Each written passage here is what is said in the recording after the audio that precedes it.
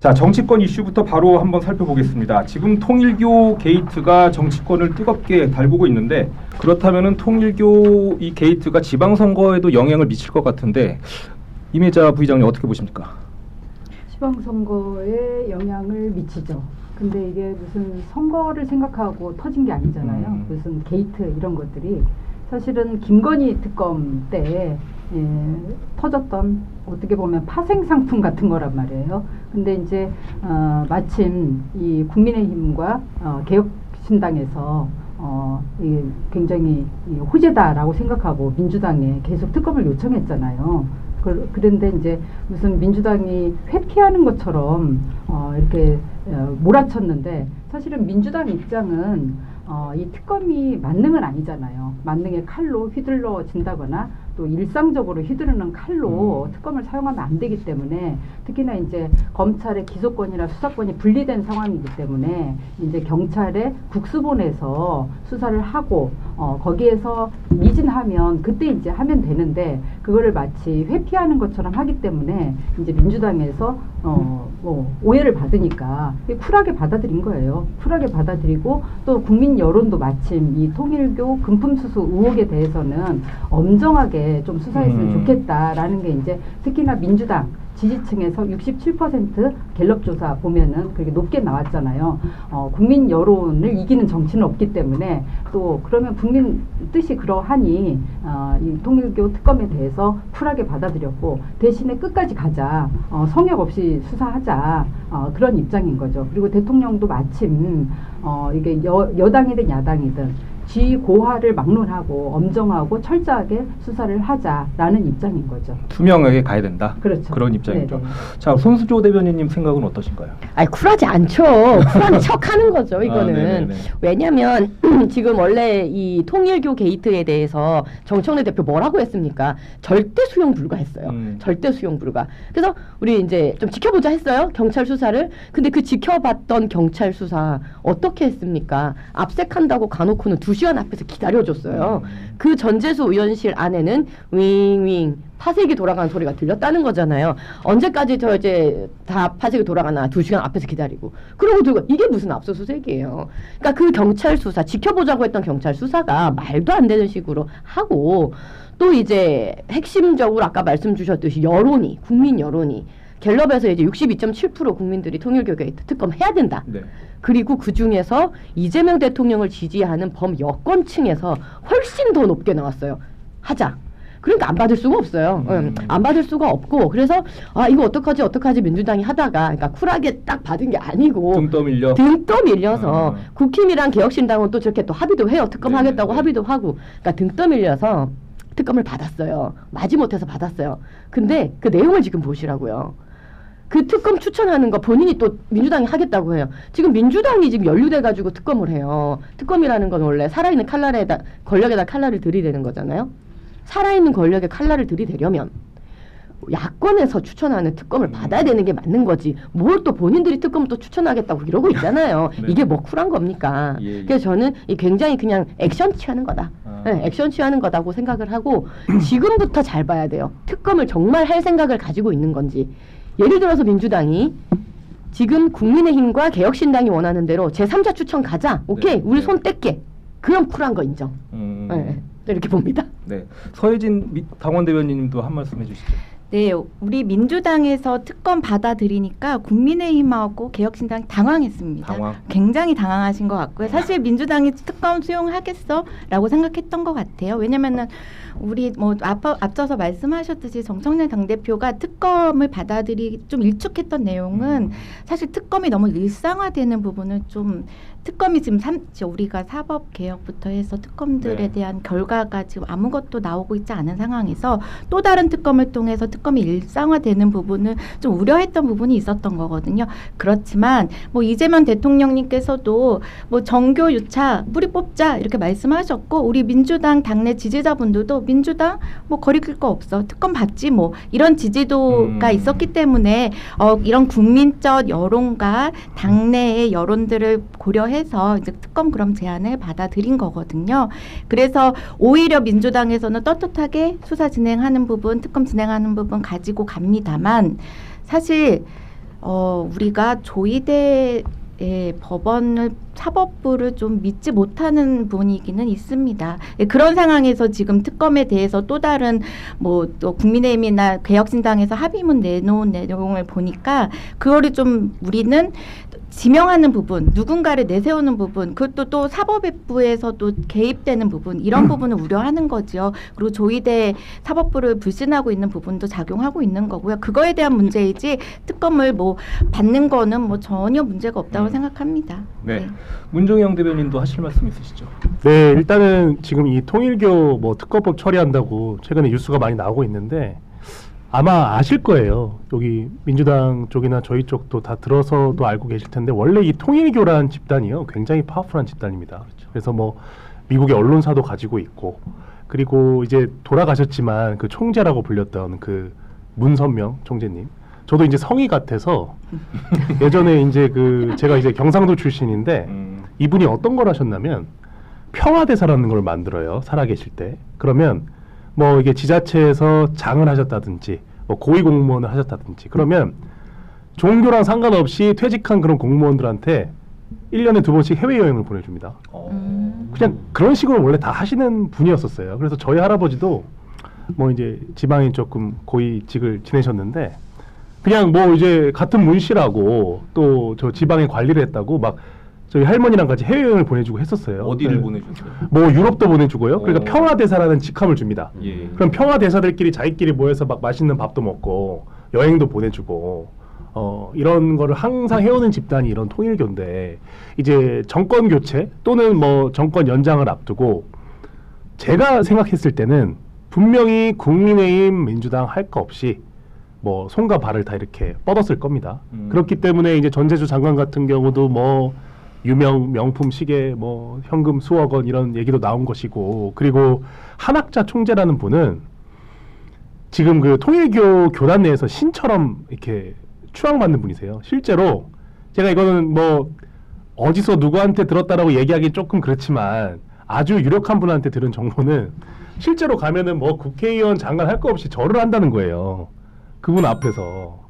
그러니까 그런 존재입니다. 그렇기 때문에 저는 약간 통일교 관련해서 나오는 여러 논란과 뉴스들은 절대 여야가 있을 확률이 낮다. 예. 그렇기 때문에 특검을 하자는 거고 이 와중에 이제 개혁신당이 사실 이거랑 무관한 당이다라고 하지만 어쨌든 의원이 없으니까 무관한 거지. 만약에 그 개혁신당에도 의원 수가 많았으면 굉장히 유관했을 거거든요. 그래서 이 통일교 사건은 어찌됐든 이게 국민 정서와는 전혀 맞지 않고 어떻게 보면 워낙 강력한 집단에서 벌어진 약간 좀 예외적인 이런 경우기 때문에 실제로 특검을 하면 예상치 않은 결과가 나올 수도 있어요. 그래서 물론 정치적으로는 이제 특검 추천을 누가 하느냐, 구성이 어떻게 되느냐가 중요한 현안이긴 한데 일단 특검이 구성돼서 발동이 되면 정말로 이거는 정치권에 큰 바람이 불 수 있다. 그리고 그 바람을 지켜보고 어떤 의원이 연루가 됐고 또 어떤 의원은 정말로 깨끗하다. 이런 걸 보면 국민들 입장에는 실익이 꽤 있는 그런 특검이 될 수 있다고 생각합니다. 제가 조금만 첨언드리면요. 네. 아까 말씀 주셨던 부분에 대해서요. 일단 첫 번째 그 특검의 일상화를 굉장히 우려하셨는데 동의합니다. 저도 특검이 만능은 아니라고 생각을 하거든요. 근데 지금 민주당은 그 3대 특검에 대해서 지금 2차 종합특검까지 하자고 얘기를 하고 있어요. 지금 통일교 특검을 받으면서 지금 이거 끼워넣기처럼 2차 종합특검을 또 얘기를 하고 있는데 한편으로는 이 특검을 연장을 거듭해서 더 센 특검이라고까지 법을 개정하면서까지 3대 특검을 밀어붙였고 2차 종합특검까지 하자고 얘기를 하고 있으면서 왜 통일교에 대해서는 특검이 만능이 아니다 이렇게 얘기를 하나요? 이건 앞뒤가 안 맞다고 생각을 해요. 그래서 이제 경찰의 수사를 지켜봤는데 너무나 이 스스로 경찰 수사가 불신을 자초했고 그렇기 때문에 특검을 하자고 나오는 얘기이기 때문에 물론 저도 특검은 만능이 아니라고 생각하지만 특검으로 갈 수밖에 없는 상황이라는 부분 좀 말씀을 드리고요. 두 번째, 이재명 대통령이 이 처음 통일교 게이트가 터져 나왔을 때 이것을 여야 할 것 없이 성역 없는 수사를 하라라고 얘기하면서 정교 유착이 된 부분에 대해서는 정당 해산까지 얘기를 했습니다. 그러면 이거는 이제 국민의 힘만의 일은 아니지 않습니까? 그러면 민주당도 이제 특검을 해서 줄줄이 나오게 되면 이것도 거의 정당 해산까지 가야 되는 부분이에요. 그러니까 뭐냐면 잣대가 같아야 된다는 이야기를 드리는 거예요. 지금 핵심적인 사안이 민중기 특검이 109일 동안 이 일을 알면서도 묻었다는 거잖아요. 권성동 구속 기소하는 그 시기에 8월에 이미 민주당도 연결됐다는 걸 알았으면서 민중기 특검이 이것을 109일 동안 덮었고 그러면서 공소시효는 자꾸 흘렀고 이것을 특검의 사안이 아닌 별건으로 경찰에 이첩을 하면서 특검 기한도 중지시키지 못하고 계속 흘렀다는 거예요.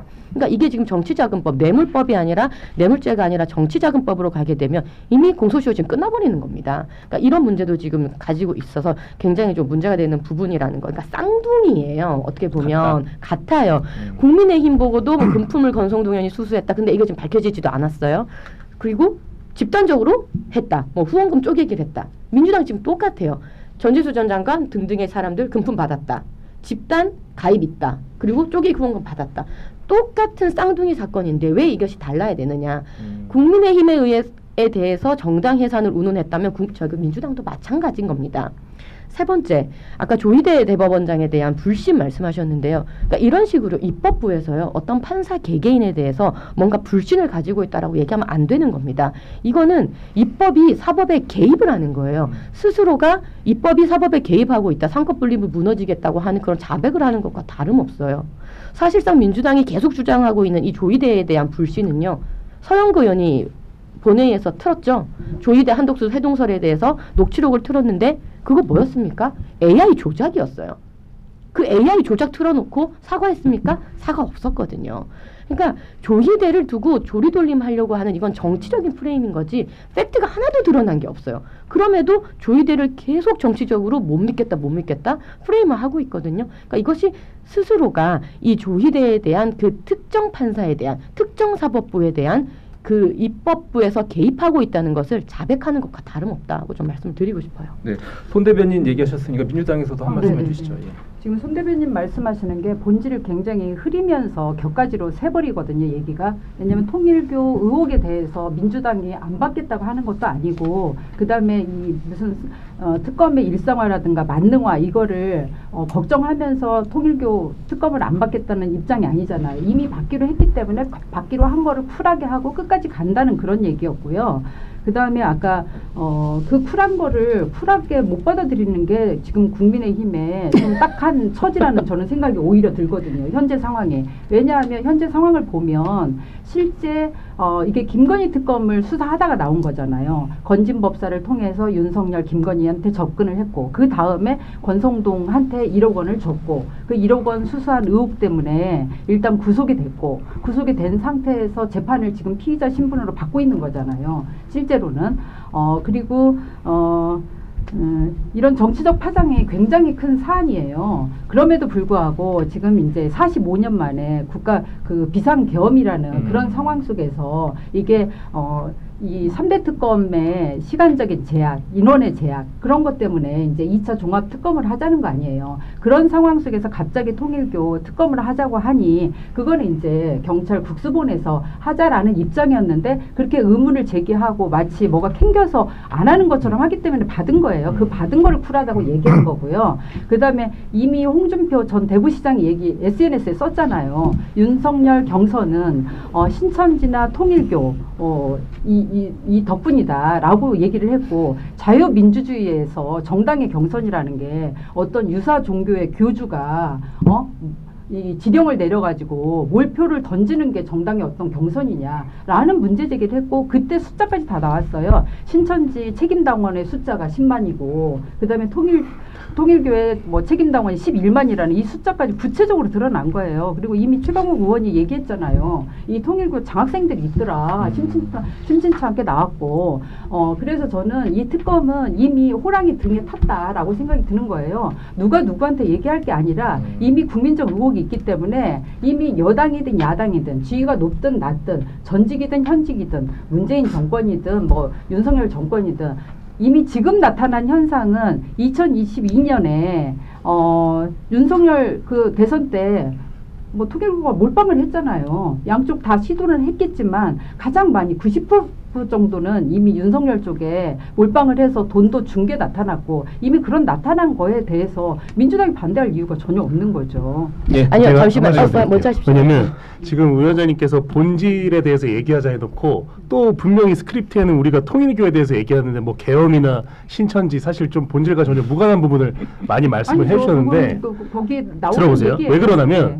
권성동 의원은 그래서 어찌됐든 지금 불체포 특권 포기하고 지금 감옥에 계세요. 이 추운 날. 어쨌든 저는 그거는 국회의원으로서 나름의 어떤 자기의 결백을 증명하겠다. 그런 결연한 의지를 보인 거거든요. 전재수 전재수는 장관 마찬가지예요. 의원직 장관 사퇴하셨어요? 내려놨잖아요. 아, 잠깐 내려놨잖아요. 아니, 뭐- 불체포 지금 체포 아니. 못 하잖아요. 지금 시계가 나오고 돈이 나오고 아니 체포 못 아무것도 하는 나오지 상황이에요. 않았는데 권성동 왜 대표도 나왔어요? 나온 거는 무치라고 아닙니다. 나왔는데. 무죄 추정의 원칙에 의해서 아니, 권성동 대표도 무죄 추정을 그 말대로 해야죠. 권성동은 얼마나 억울하겠습니까? 이게 안 맞는 거고. 제가 본질론으로 네. 말씀을 마칠게요. 왜 짧게 그러냐면 말씀해 주십시오. 예. 이게 이 통일교라는 게 제가 아까 서두에 말씀드린 게 어찌됐든 돈이 있으니까 권력을 갖고 싶은 거예요. 그런 어떤 야욕이죠. 그렇기 때문에 상식적으로 봐도 이제 이재명 정권 아닙니까? 그러면 정권이 들어나서 또 직후 전후부터 왜냐면 계엄 사태, 탄핵 사태 되면서 이재명 대통령이 될 거라는 확률이 굉장히 높았지 않습니까? 분명히 그럼 상식적으로 추론해 보건데 여러 가지 작업을 했을 거란 말이죠. 그러면 지금 현재로서는 과연 통일교의 어떤 그런 접촉이 누구와 더 많았을까? 그리고 어떤 정부와 더 많았을까? 정말로 윤석열 정부와 더 많았을까요? 아니면 현 정부의 유력 인사? 지금 전재수 장관만 하더라도 뭐 부선을 대표하는 민주당 의원 아닙니까? 친문의 대표격 의원 아니에요. 그러니까 상식적으로 봐도 이번 정부와도 분명히 밀접한 연관이 있을 거고 그렇기 때문에 특검은 이번 정부는 빠져라. 원래 특검 야당이 하는 거잖아요. 그러니까 정상적으로 빠지고 한번 제대로 해보자 이런 취지로 발의된 것이기 때문에 안 받을 이유가 없다라고 아까 말씀드린 겁니다. 예. 자, 그리고 팩트가 잘못된 부분은 짚고 넘어가야 돼요. 우리 이제 말씀 주셨던 것 중에 90%가 방금 우리 문 대변인도 말씀하셨지만 90%가 윤석열이었다. 이걸 이렇게 확정적으로 말씀하시면 안 돼요. 지금 윤 본부장 같은 경우는 오히려 민주당이 더 세력을 많이 가지고 있었기 때문에 민주당과 더 많은 접촉, 더 많은 어프로치를 했다고 그거는. 했거든요. 네, 그래서 그렇게 말씀하시면 안 되고 그 이제 뭐 통일교 당원이 뭐 10일만 나왔다. 그 숫자 나온 거 그 숫자 왜 나온지 아십니까? 민중기 특검이 국민의힘 압수수색했습니다. 당원 명부 다 깠어요 그때. 근데 민주당도 어프로치했다는 거 알고 있으면서 민중기 특검이 국민의힘만 압색을 한 거예요. 그리고 국민의힘 전체 당원이 500만이에요. 그 중에 11만 당원은요. 민주당도 까볼까요? 그 정도 나와요. 퍼센테이로 치면 이 정도 종교는 나오는 겁니다. 그래서 이거를 가지고 뭔가 휘둘렸다. 뭐 홍준표 그분의 말을 인용했던데 이거는 그분의 의견인 거지 법적으로 나온 게 전혀 아닙니다. 그래서 이건 사실관계가 잘못돼서 좀 짚고 넘어갈게요. 네. 통일교 얘기는 여기서 좀 마치고요. 하나만 말씀드리면 안 될까요? 할 얘기가 그럼 네, 이제 마지막으로. 예, 마지막으로 짧게. 네네. 예. 좀 국민의힘에서 물타기 하고 계신 것 같고요. 본질 이야기 하시는데요. 사실 당내 경선에서 대통령 선거에서 이 조직적으로 당원 가입을 시키고 조직적으로 특정 후보를 밀어주고 이거는 헌법에서 규정하고 있는 종교와 정치의 분리를 지금 못하고 있었던 국민의힘에서 오히려 적반하장으로 지금 민주당 공격을 하시는 이유로 지금 들이대고 있으신데 사실은 이거는 헌법에 지금 위배하고 있는 정치에 종교가 개입한 사태입니다. 저희는 그 상황만 좀 팩트체크 제대로 해갖고 갔으면 하고요. 금품 제공이라든지 여러 가지 의혹들은 앞으로 경찰 수사에서도 밝혀질 수 있는 건데 그것도 특검으로 빨리 하자 하셔서 저희가 특검 수용했습니다. 특검 한번 지켜보시죠. 네. 아니 민주당 소장님. 시의원이 특정 종교한테 당비 대납해주고 했던 거 민주당도 다 터졌지 않습니까? 그렇게 말씀하시면 아니 안 그렇게 되죠. 얘기하면 나경원은 자. 여기저기 인터뷰 꼭 나오던데. 자, 이제. 아 그러니까 물론 특검 받으신 거 잘했어요. 특검 받으신 거 얘기만 잘했어요. 하면 꿀먹은 벙어리가 되잖아요. 그런 상황들이 너무 아니, 많으니까. 그렇게 따지면 다 자 받은 거예요. 이재명의 7인에 지금 다 얘기해볼까요? 지금 입국 닫고 꿀먹은 벙어리 하시는 분들 뭐 민홍철 의원 그 7인에 얘기 다 해볼까요? 자, 여기서 똑같습니다. 자, 여기서 통일교 특검 얘기는 여기서 마무리하고요. 바람이 너무 세게 부네요. 거친 바람이. 거친 바람이. 지금 네. 첫 텐데 너무 당황스럽네요 지금. 네, 뭐 통일교뿐만 아니라 지금 내란 재판부도 이제 국회에서 통과가 됐습니다 법도. 그 다음에 지금 내란 특검 결과 또 선고 이런 것들이 앞으로 줄줄이 남아 있는데 이런 사안들도 분명히 지방선거에까지 영향을 미칠 것 같아요. 지금 민주당이 결국은 내란 전담 재판부를 본회의에 상정을 하고 통과를 시켰습니다. 지금 대한민국의 국회는 완전히 마비됐어요. 그냥 수적인 우세를 밀어붙여서 거의 뭐 협치라고는 사라진 그런 이제 국회의 현장을 목도하고 계신데요. 특히 이 내란 전담 재판부 같은 경우는 법관회의, 대표 법원장 회의, 그리고 뭐 이석연 처장 등등의 유관기관이며 여러 가지 관계 단체에서 다들 위헌이라고 했던 사안이죠. 근데 그럼에도 불구하고 수적인 우세를 밀어붙여서 결국은 장동혁 대표의 24시간 필리버스터를 무색하게 결국 통과는 됐습니다. 근데 이게요, 대한민국에서 헌법이 있지 않습니까? 헌법 103조는 결국은 이 사법부의 독립이라는 것이 법가문으로 구성된 그 법원에게만 사법권이 있다고 규정이 되어 있고요. 헌법 109조에는 대한민국의 특정한 이슈를 다루는 재판부로는 군사재판소밖에 없다라고 되어 있습니다. 그러니까 이게 아무리 위헌 요소를 없앤다고 하지만 장동혁 대표 그런 표현을 쓰기도 했죠. 뭐 똥을 물에 푼다고 된장되지 않는다. 뭐 이런 말씀을 왜 하셨냐면 아무리 위헌 요소를 없앤다고 해도요. 특정한 이슈를 가지고 특별한 재판부를 따로 만드는 것 자체가, 그것을 구성하는 자체가 헌법 위반이라는 겁니다. 그래서 위헌 논란이 이렇게 많은 건데요. 그럼에도 불구하고 이렇게 빼고 저렇게 빼고 누더기 법안을 만들면서까지 지금 이것을 밀어붙이고 있는 겁니다. 대단히 이것은 대한민국의 사법 시스템을 정말 다 무너뜨리는 정말 그런 이제 아주 파렴치한 행위라고 저는 생각을 하고요. 이 내란 재판부를 굳이 이렇게 만들어서 하려고 하는 목적이 무엇이냐.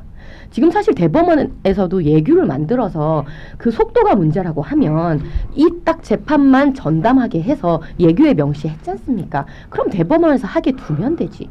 굳이 입법부에서 이것을 왜 개입하느냐가 관건이거든요. 저는 그 얘기가 생각이 나요. 이재명 대통령.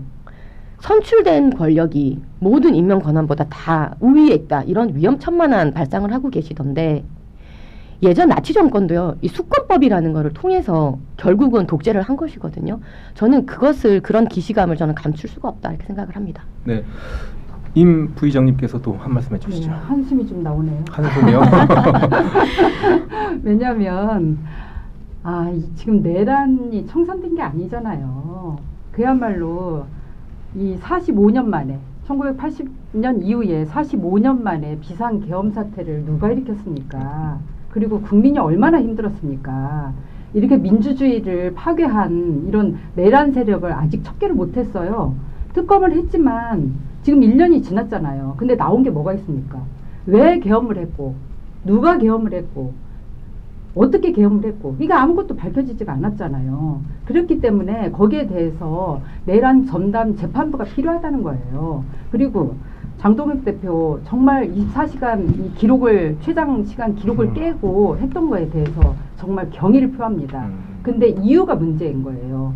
민생과 민주주의를 지키기 위해서 필벌을 했으면 정말 박수 치겠는데 그걸 위해서 한 게 아니잖아요. 내란 세력을 지켜주기 위해서 한 거예요. 민생을 지켜야지 왜 내란을 지킵니까? 너무 이해가 안 가잖아요.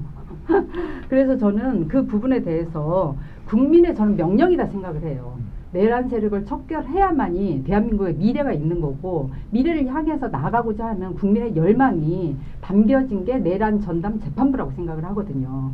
그렇기 때문에 이 부분에 대해서는 저는 필리버스터 좀 민생을 위해서 좀 했으면 좋겠다라고 말씀을 드리고 싶습니다. 네, 문 대변인 한 말씀 해주시죠. 예, 뭐 오늘자 이제 주요 일간지 조간이나 사설 논평을 보면은 제가 봤을 때는 장동혁 필리버스터에 대해서는 지금 임 부의장님 말씀해 주신 것처럼 기본적인 어떤 리스펙을 갖고 있는 것 같습니다. 어찌됐든 물리적으로 24시간 그렇게 본회의장에서 네.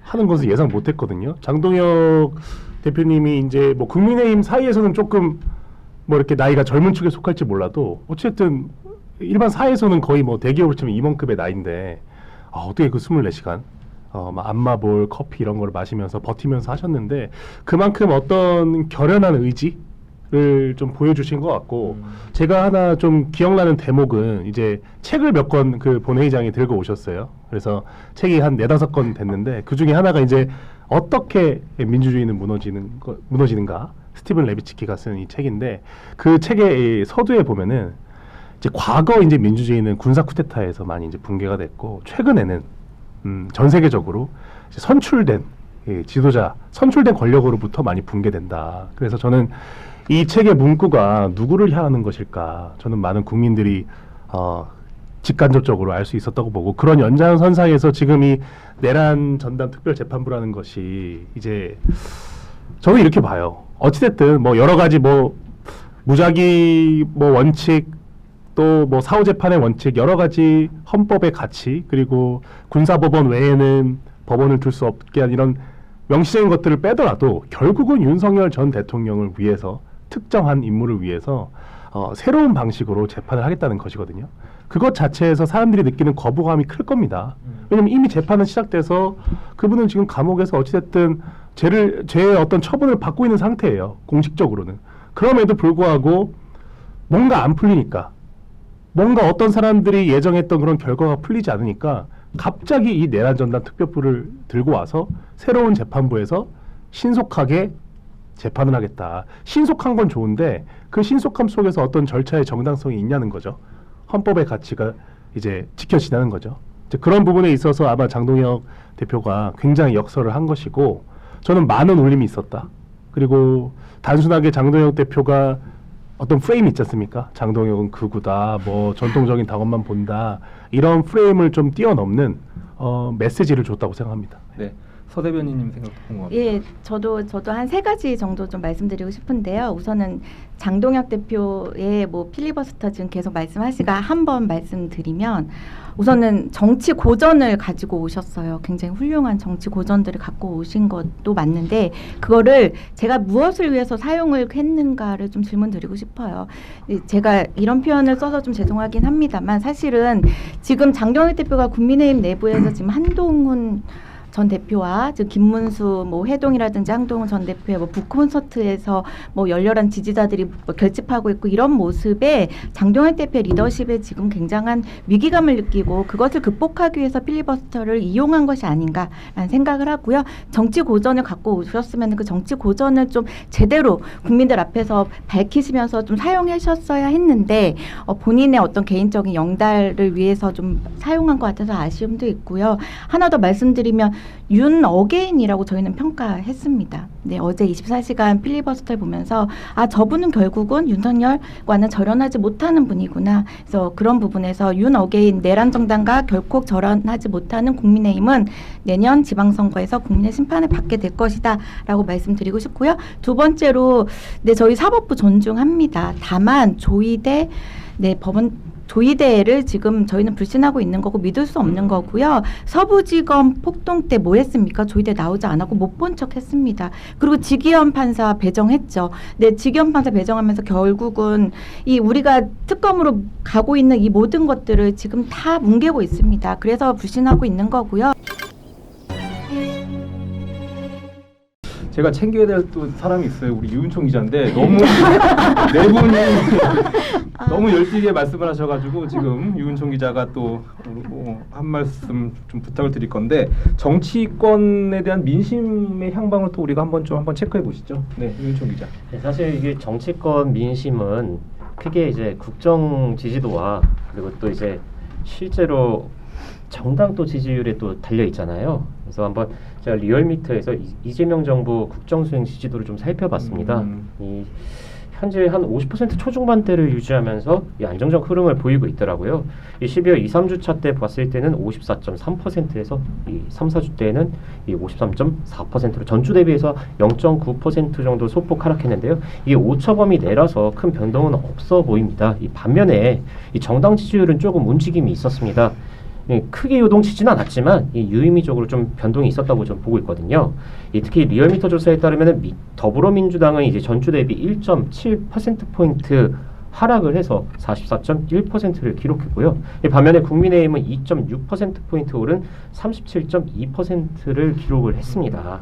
오차 범위 내에 있지만 최근 발생한 여러 사건들, 여야의 사건들을 살펴보면은 좀 영향을 미쳤다고 볼 수 있는데요. 일단 민주당에 있어서는 지금 김병기 원내대표의 그 쿠팡 접촉과 그리고 또 대한항공 호텔 숙박권 그 수수 의혹 이런 부분에 있어서 또 여권에서도 이제 통일교 금품 수수 의혹이 나오면서 좀 이번에 이 지지도에 좀 영향을 미치지 않았나라는 좀 생각이 들고요. 이 반면에 국민의힘 같은 경우에는 이 통일교의 악재 속에서도 좀 불구하고 지지층이 결집하는 현상을 좀 보이는 것 같아요. 이 2.6%포인트가 적다면 적지만 그래도 어떻게 보면은 징조라고도 볼 수 있거든요. 그런 부분에 있어서 이 지난주 대비해서 좀 반등하고 있다. 그리고 이 지지율이 그리고 또 국정 지지도가 또 지선으로 연결될 걸로 좀 보고 있습니다. 네.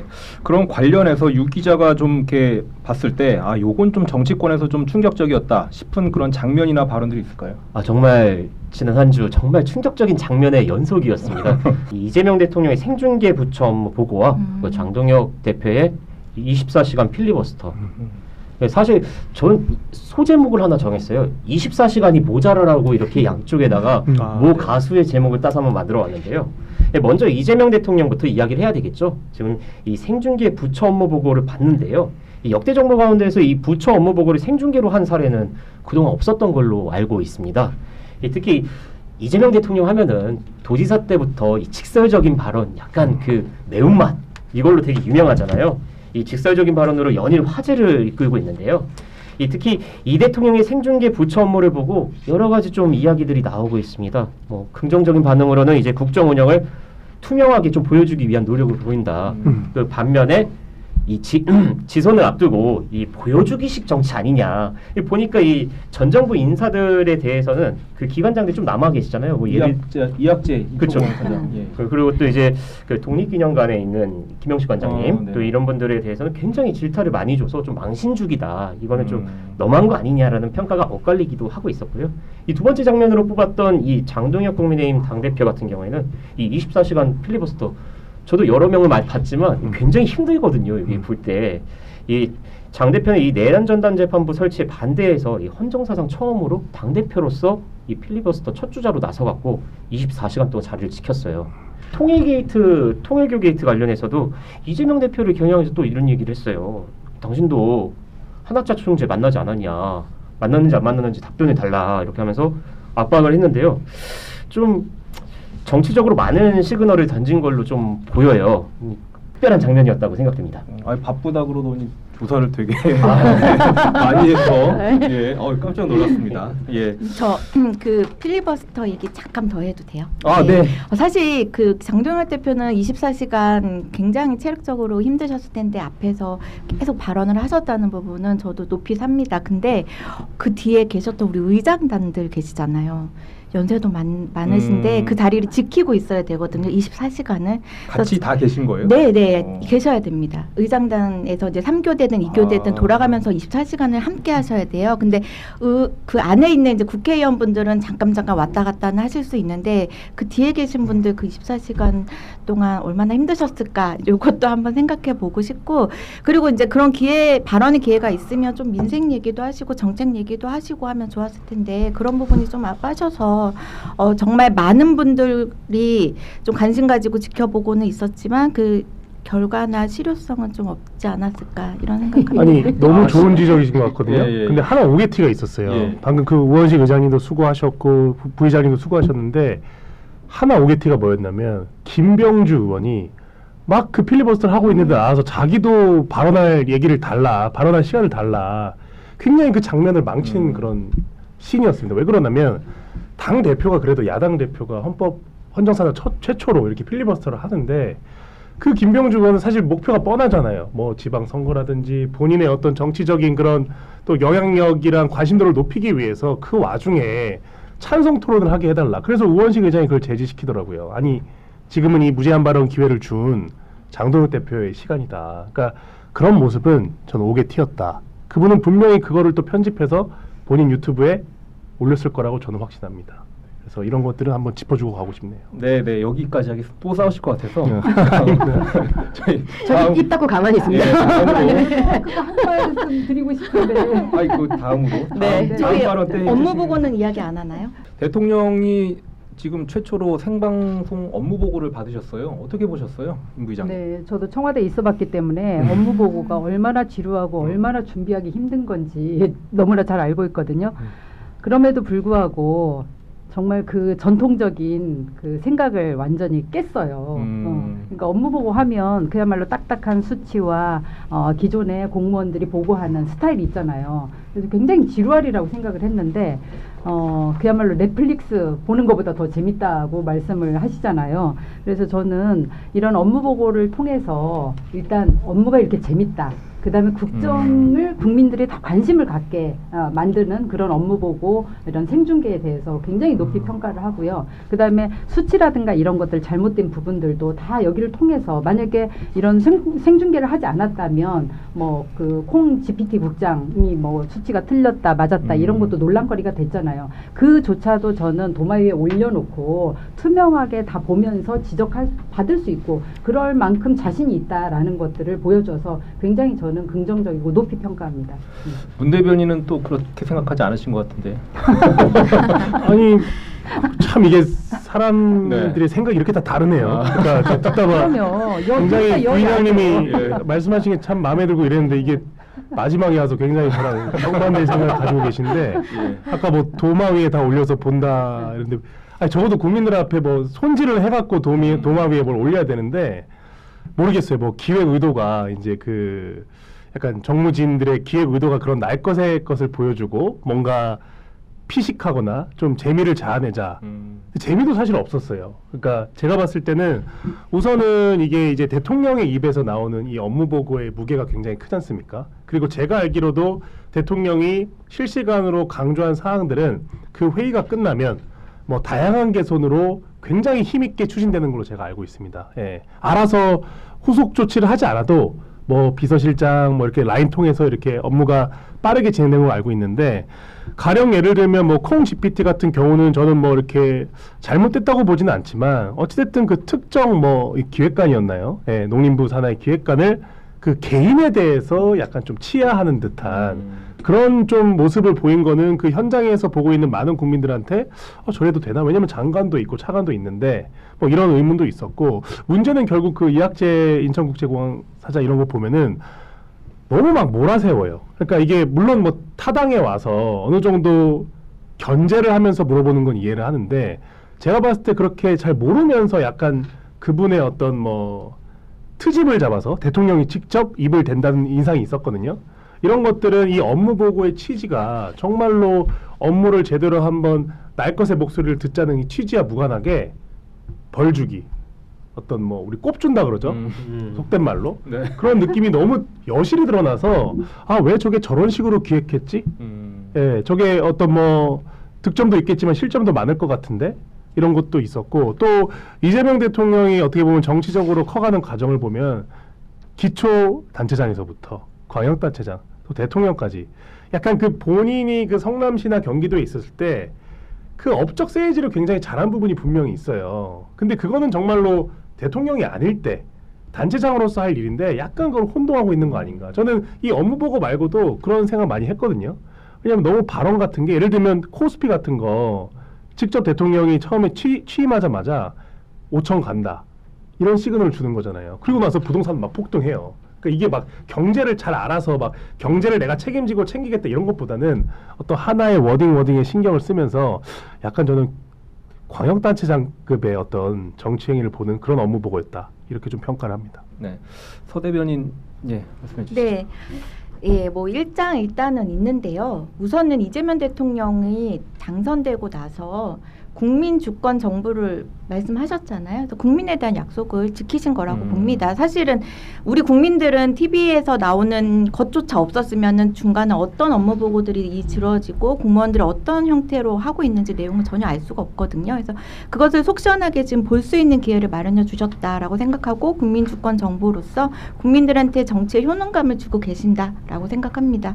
그리고 너무 좀 재미있었던 내용도 좀 있고 그게 계속 생산되는 과정에서 공직사회가 좀 긴장은 할 것 같아요. 그래서 긴장해서 좀 공직기강도 잡히고 일 잘하는 공무원은 발탁이 되고 일 못하는 공무원은 좀 혼도 나면서 다시 한번 돌아볼 수 있는 기회를 마련해 주신 거라고 생각을 하고요. 저희 국민들로서는 사실 뭐 젠플릭스라고 이야기하면서 또 기대를 하고 있는데요. 우리 또 대통령님께서 6개월 뒤에 한 번 더 하겠다라고 말씀하셨어요. 사실 굉장히 많이 기대됩니다. 다음번에 6개월 뒤에는 더 좋은 모습이 보여질 것 같아요. 왜냐면은 공무원분들도 이번에 처음 겪어봤지만 이제 내가 정말 밤새서 공부하지 않으면 답변할 수 없구나라는 걸 모두 느끼셨잖아요. 근데 이재명 대통령님께서 아시겠지만 저녁 8시 반에 퇴근을 하신대요. 그래서 저녁 8시 반에 퇴근을 하시면 그렇게 또 공부를 한다고 하십니다. 그러니까 대통령보다도 공부를 더 많이 하셔야지 답변할 수 있는 내용이기 때문에 뭐 그 내용 자체에서 뭐 사실을 체크하고 뭐 정보에 대한 내용도 체크하고 너무 디테일하게 들어갔다라는 부분도 있지만 사실 그렇게 머릿속에 담고 계셔야만 또 일을 함에 있어서도 추진될 수 있는 부분이 있기 때문에요. 공무원들도 공부할 수 있는 또 제 기회를 만들어 주셨다라고 생각합니다. 네, 손 대변인 생각도 좀 궁금한데요. 아니 공부해서 환단고기가 나왔습니까? 그거 말이 안 되죠. 본인이 조금만 들여다보면 이건 위서라는 거 아는데요. 그리고 콩 GPT 이 부분이 왜 문제가 됐냐면 말만 잘한 거잖아요. 시켜서 물었는데 말을 청산유수처럼 해서 GPT다. 근데 수치 다 틀렸잖아요. 그러니까 이거는요 그냥 페이퍼로 받아보면 될 일이에요. 콩 수출이 얼마고 지금 얼마나 되고 있는지. 근데 그 자리에서 말 잘했다고 칭찬해주고 차관까지 시켜야 되겠다 뭐 이런 얘기가 나왔잖아요. 그러니까 이건 쇼타임이었어요. 업무 보고가 원래 기획 의도가 아니고요. 그냥 이재명 대통령의 쇼타임인 거예요. 왜냐 다 정치에서 아시겠지만 생방송으로 이런 뭐 한당고기 얘기하고 책 안에 달러 껴나가는 거 막 이렇게 알려주고 하는 거는 얼마나 단점이 극명하게 나올지 논란이 될지 알아요. 근데 이재명 대통령 몰랐을까요? 그 정치 오래 하신 분이 알아요. 논란이 될 거. 근데 그걸 즐긴 거예요. 왜냐면 그 정청래 대표가 이재명 대통령이 외국 나갈 때마다 자꾸 이슈 터뜨려서 빈집털이범이라 그랬거든요. 왜 자꾸 없을 때마다 이게 이슈 터뜨리냐. 근데 대통령도 이재명 대통령 입장에서 이제 지방선거 앞두고 이슈를 내가 드라이브 하겠다는 거예요. 이슈 드라이브를 내가 가져가겠다라고 해서 정청래 대표 1인 1표제 가지고 지금 약간 날아갔을 때 내가 빈집털이 하겠다 지금 이거예요. 그 지방선거를 앞두고 이슈를 내가 가져가겠다라는 쇼타임을 갖기 위해서 지금 이 업무 보고 한 거라고 저는 보고요. 누가 제일 신나 보여요? 이재명 대통령. 김민석 총리 지금 너무 신났잖아요. 뭐 젠플릭스 얘기한 사람 김민석 총리거든요. 그러니까 두 사람이 지금 신난 거예요 혼자. 보는 우리 국민들은 도대체 저 사람들이 지금 무슨 얘기를 하는지 너무 기괴했거든요. 불러다 세워놓고 다 국민들이 보는데 언제 들어왔어요? 언제 나가요? 임기가 언제요? 막 이런 얘기 지금 하고 있지 않습니까? 굉장히 이게 재밌어서 많이 본 게 아니고 기괴해서 봤다 이렇게 생각을 합니다. 네, 유 기자도 한 말씀. 사실 좀 기자의 시각으로 봤을 때에는 좀 의미가 좀 많은 것 같아요. 저희 이번에 그 부처 업무 보고를 투명성도 있지만 한편으로는 이재명 대통령의 정무적인 의도가 보인다. 사실 부처에 방문할 때마다 어려운 질문을 하나씩 던지시더라고요. 이걸 통해서 이 국민들에게 뭔가 우리가 이 정도로 관심을 갖고 있다. 자, 더 기대해봐라. 6개월 뒤에 나올 때는 국민들에게 보여주겠다라는 의도가 명확히 보였거든요. 사실 이런 걸 다 합해서 봤을 때에는 이 지선을 염두에 두고 있구나. 이 청와대에서도 이 다가오는 6월이 굉장히 걱정스럽구나라는 생각이 좀 들었습니다. 그래서 짧게 한 말씀 드리자면은 이재명 대통령의 업무 보고 라이브가 그냥 뭐 비판을 위한 비판이어도 좋아요. 저는 정치적이든 의도적이든 정무적이든 정책적이든 저는 그럼에도 불구하고 윤석열 대통령 때 보지 못한 광경이에요. 업무 보고 몇 시에 했습니까? 윤석열 정부 때. 오후 5시쯤 했다는 거 아니에요? 얼른 짧게 하고 그 다음에 술타임으로 들어가서 폭탄 좀 말아먹고 그러다 보니까 이 내란으로 이 대한민국까지 말아먹을 뻔했잖아요. 저는 그런 부분에 대해서 이게 수치 몇 개 틀리고 그런 지적 좋아요. 그러나 그거는 큰 숲을 보지 못하고 나무를 지적하는 것도 아니고 풀 한 폭이 지적하는 거예요. 근데 그것도 공개됐기 때문에 지적하면서 같이 국민들도 오히려 관심을 갖고 그런 부분들을 같이 지적할 수 있는 거죠. 저는 그렇게 봐야 된다고 생각해요. 사실 우리 지금 임 부의장님 말씀대로 그 부분도 참 눈여겨봐야 되는데 사실 어떻게 보면은 전 정부의 모습도 좀 보여요. 그 아침마다 출근할 때마다 기자들과 도어 스태핑을 했었잖아요. 근데 이게 얼마 못 돼서 뭔가 일이 생기면서 이제 멈춰버렸잖아요. 만약 지금 하고 있는 이 부처 업무 보고가 이 생방송이 언젠가는 그런 일이 벌어져서 멈출 수도 있겠다라는 생각이 좀 들었거든요. 사실 기자로서 봤을 때는 뭔가 사고가 터지면은 좋아요. 왜냐하면 쓸 게 많으니까. 특히 이 정부에서 뭔가를 드러내고 보여준다는 거는 그만큼 기자들한테는 쓸 때 부담이 좀 덜하거든요. 근데 이게 연속성을 갖고 지속성을 갖고 해야 될 텐데 그게 좀 아쉬운 거죠. 부러우면 집니다. 아니 딱 한 말씀 너무 드리면 부러워하지 지금 든 마세요. 생각인데 네. 지금 유 기자님 말씀드리니까 그러니까 그 콩 GPT라고 약간 화제가 됐던 그 정책 기획관 같은 경우는 이제 그 다음 업무 보고가 얼마나 지옥 같을까요? 그러니까 막 모든 수치를 다 외워서 가야 되나 아니면 아예 이제 난 기획관인데 빠져야 되나 차관과 장관과의 관계는 어떻게 설정해야 되나 그러니까 이게 이 공개되는 업무 보고라는 것은 어쨌든 최소한의 폼은 있는 것인데 거기서 뭐 차관을 언급하고 이런 거는 저는 그 공직사회의 어떤 기본적인 그 도의나 어떤 그런 예절에 굉장히 어긋난 그런 그 군통수권자의 발언이라고 생각합니다. 그러면 이번에는 경기도 얘기로 한번 본격적으로 넘어가 보겠습니다. 경기도지사 이제 그 선거가 7대 관심인데요. 김동연 지사가 뭐 재선 가도가 이렇게 쉽지만은 않다 그런 얘기들이 들리는데 이번엔 서혜진 대변인 먼저 말씀해 주실까요? 네, 뭐 김동연 지사의 현재 여론조사 결과는 계속 우상향으로 가고 있습니다. 예, 정책들에 대한 효과도 나오고 있고 그리고 무엇보다도 그 지금 뭐 이재명 대통령의 가장 동반자를 자처하고 계시잖아요. 그래서 굉장히 열심히 하고 계시고요. 그리고 뭐 지난번 대선 때 경선에는 참여했었습니다. 그래서 이재명 대통령하고 경선을 같이 붙는 과정에서도 당에 부담을 주지 않으려고 하셨고 그리고 당내 어떤 리스크나 정치적인 리스크를 본인도 만들지 않으셨지만 당에도 부담 주지 않는 선에서 경선 참여하셨다가 경선 끝나고 바로 또 도정에 복귀해서 훌륭하게 행정을 좀 끌어가고 있는 부분에 있어서는 굉장히 열심히 잘하고 계시다라고 생각을 하고요. 경제 전문가로서의 정책의 효능감을 좀 도민들한테 주고 있는 부분도 높이 사고 있다라고 생각합니다. 그리고 뭐 우리가 조금 경기도가 그전에는 이제 경기 남부권으로 좀 계속 좀 중점적으로 다뤄졌던 내용을 이제 경기 북부가 소외되지 않도록 경기 북부를 좀 계속 언급하시는 김 지사의 발언이나 정책들에 대해서도 좀 경기 북부에 계신 분들도 좀 많이 지지를 하신다라고 생각을 하고 있습니다. 근데 사실 김동연 지사의 내년 도지사 선거의 지금 방향을 저도 사실 예측 못하는 게 이번에도 최고위원으로 계셨던 분들이 최고위원직을 사퇴하시고 좀 도전을 하고 계십니다. 한준호 의원님, 김병주 의원님, 그리고 추미애 법사위원장님까지도 도전을 하고 계시는데 이분들도 경기도를 너무나 잘 알고 있고 경기도를 지역구로 둔 국회의원이기도 하시고요. 그리고 경기도뿐만 아니라 전국적으로 또 대중적인 인기도 있는 분들이기 때문에 이분들하고 이제 경선을 치르고 됐을 때 김 지사님이 어떤 대중적인 인지도나 어떤 인기에 있어서 조금은 아직 좀 더 분발하셔야 되겠다라는 생각이 좀 들거든요.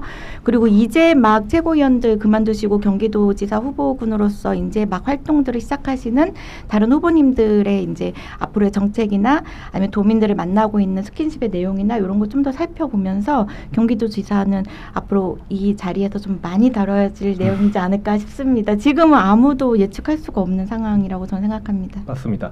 자, 그러면 문 대변인님 김동연 도지사의 재선 행보 어떻게 예측하세요?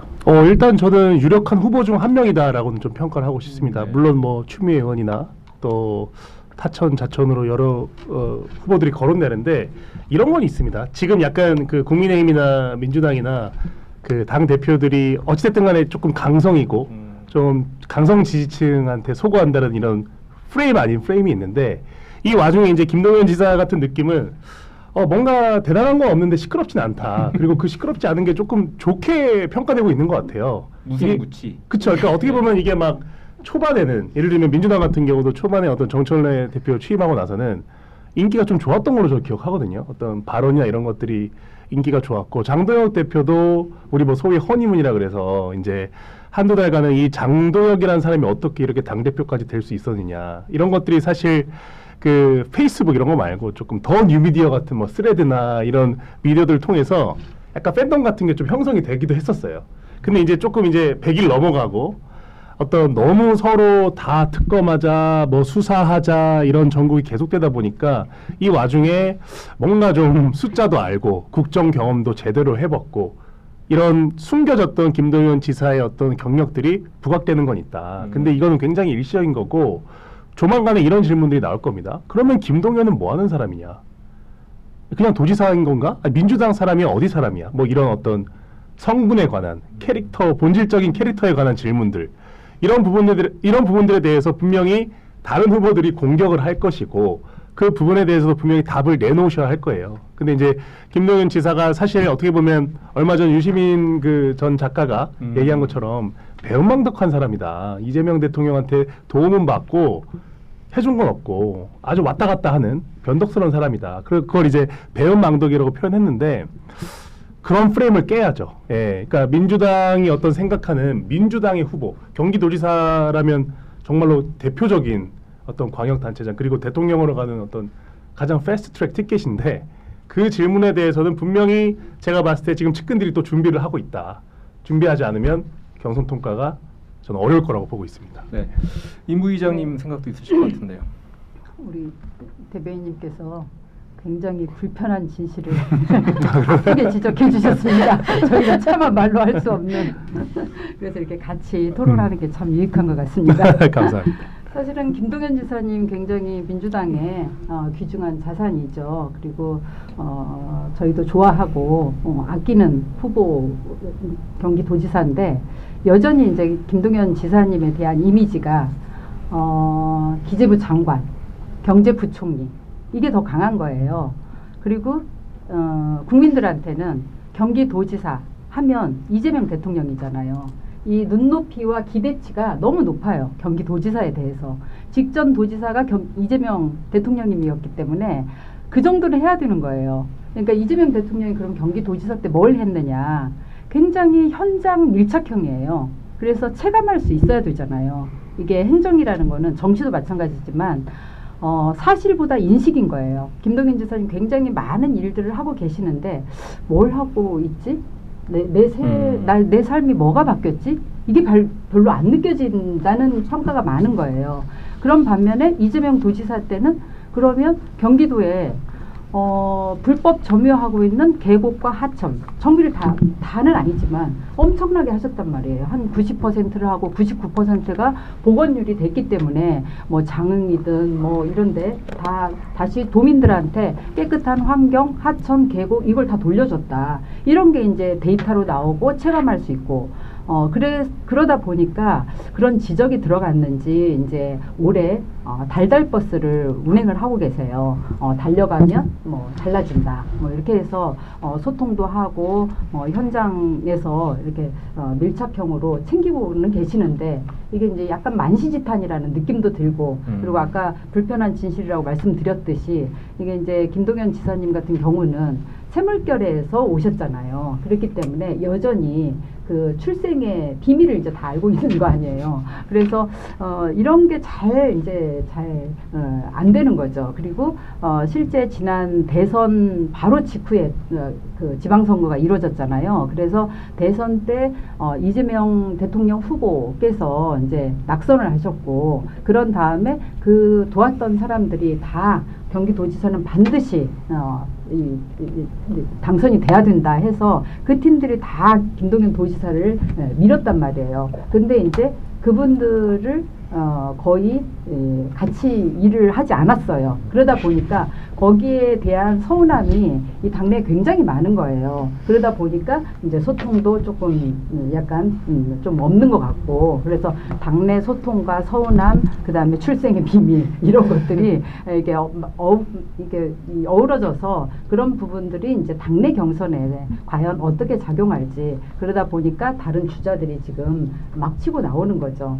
당내 당원들한테 가장 소구력이 있다라고 자타가 평가하는 추미애 의원님 법사위원장 하고 계시죠. 근데 언제 출마를 하실지는 모르겠어요. 왜냐하면 아직도 법사위원장을 하고 계시고 1월 임시국회 끝나고 그 다음에 이제 법사위원장직을 내려놓는다고 하더라고요. 그럼 바로 출마 선언을 하느냐. 근데 추미애 위원장님 스타일이 뭐를 바로 결정을 안 하세요. 그래서 보니까 제가 취재를 해보니까 2월 설날이 지난 다음에 그때쯤에 출마 선언을 하셔도 확실한 건가요, 그거 지금? 그때쯤 하실 거라는 얘기예요. 제가 직접 통화를 안 해봤습니다. 네네. 왜냐하면 이 개혁 입법을 일단 마무리해야 되겠다. 일단 지금 현 상황이 내란 전담 재판부니 뭐 위헌 요소를 다 덜어냈음에도 불구하고 이게 위헌적인 요소가 있다. 지금도 핫하게 이루어지고 있잖아요. 그야말로 장동혁 대표가 24시간을 깨고 이렇게 필리버스터를 하는 이유 이런 것들이 사실은 저는 그게 되게 안타까웠어요. 내란에 고름을 짜내야 되는데 실제로는 그런 게 아니라 오히려 사법 정의를 실현하는 쪽으로 이 필리버스터를 이용했어야 되는데 전혀 그게 아니잖아요. 오히려 그거는 마치 정치적인 쇼라고 생각을 하고 그렇게 오히려 다른 것들을 내란 세력을 오히려 옹호하는 지켜주는 그런 걸로 필리버스터를 이용하는 그런 부분들 그런 게 좀 안타까웠고 어쨌든 후보군으로는 추미애 위원장님과 그다음에 김병주 그다음에 한준호 우리 최고위원 두 분이 이렇게 도전을 하고 계시는데 일단 뭐 여론조사 상으로 보면 지금 2강 1중 1약인 것 같아요. 추미애 김동연이 2강이라고 보면 1중은 한준호 최고위원이 1중 같고요. 김병주 최고위원이 1약 같아요. 근데 지금 사실은 뭐 지금 나와 있는 저는 여론조사는 의미가 없다고 생각을 해요. 현역 프리미엄 반드시 누릴 거고 그 다음에 이제 정식으로 경선 전국으로 들어가면 그때부터는 그야말로 인물론, 정책론 뭐 이런 구도 이런 것들이 다시 세팅이 되기 때문에 지금 현재는 그냥 숫자에 불과하다. 그러면 이 여론조사 추이라든가 이런 걸 보면서 파악을 해야 되는데 출마 선언도 하지 않았기 때문에 아직 판단하기는 섣부르다. 그런 상태입니다. 지금 알 수 없어요, 이거. 네. 알 수 없고요. 아직 시간이 좀 있고 이재명 대통령이 개입할 겁니다. 저는 그렇게 생각하고요. 왜냐하면 서울시장 후보 보세요. 갑자기 정원호 뜨잖아요. 이재명 대통령 그냥 SNS에 딱 그냥 박제를 시켰지 않습니까? 일 잘한다. 또 압니까? 어느 순간 누구를 갖다가 데려가지고 경기도에는 이 사람이 일 잘한다 딱 박으면 또 어떻게 될지 모르는 거예요. 뭐 지금 상황으로는 김동연 vs 추미애인데 네. 뭐 사실 여의도 정가에서 김동연 공천을 받을 수 있다 없다 뭐 오락가락 했어요. 이분이 친명도 아니고 친문도 아니고 뭐 친청도 아니고 지금 약간 그렇잖아요. 그래서 이분이 이재명 대통령에게 친명계에게는 뭐 공천을 못 받는다 힘들 거다라는 얘기가 돌았다가 최근에는 다시 또 뭐 받는다고 하더라 뭐 얘기가 돌았다가 다시 또 뭔가 무색무취로 다시 또 돌아갔어요. 근데 지금 그 민주당 내부에서 명청 갈등이 워낙 지금 심각하지 않습니까?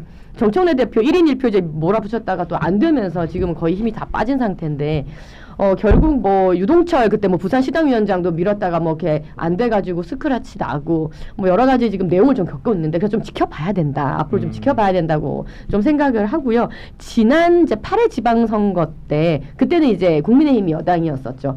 보통 여당 대통령이 뽑히고 난 다음에 하는 지방선거는 여당 유리합니다. 무조건 유리해요. 지금도 사실 이재명 대통령 당선된 지 얼마 안 됐잖아요. 치르는 선거기 때문에 민주당 입장에서는 굉장히 유리한 선거죠. 아마 압도적으로 다 뭐 17개 시도 다 당선되고 싶은 마음이 왜 없겠습니까? 그 반면에 우리 국민의힘 같은 경우는 탄핵 이후에 치르는 자당의 대통령 탄핵 이후에 치르는 선거기 때문에 너무 힘들어요. 그런데 여론이 심상치 않죠. 아까 우리 앵커께서 초반에 말씀 주신 것처럼 국민의힘은 결집하고 있고요. 민주당 지지율 점점 지금 우하향하고 있어요. 이재명 대통령 지지율 마찬가지입니다. 왜 그런 거냐면요. 문재인 정권 때 왜 나락으로 빠진지 아십니까? 불공정 때문이에요. 조국 사태 겪으면서 국민께서 보시기에 불공정이라는 거예요. 근데 지금 나오는 통일교 사건 등등 보세요. 민주당만 다 덮어줬잖아요. 이거 불공정이에요. 내란 전담 재판부 이거 무조건 계속 지금 뭐 특검 계속 하자고 하고 있고 본인들이 원하는 판사 하겠다고 불공정이에요. 이 모든 게 지금 불공정이거든요. 이렇게 되면 역풍 분다는 거예요. 여론조사 수치가 지금 나오지 않습니까? 지지율 떨어지고 있거든요. 그래서 물론 지금 경기도에 있어서 뭐 전반적으로 국민의힘 굉장히 힘들고 열세인 건 맞습니다.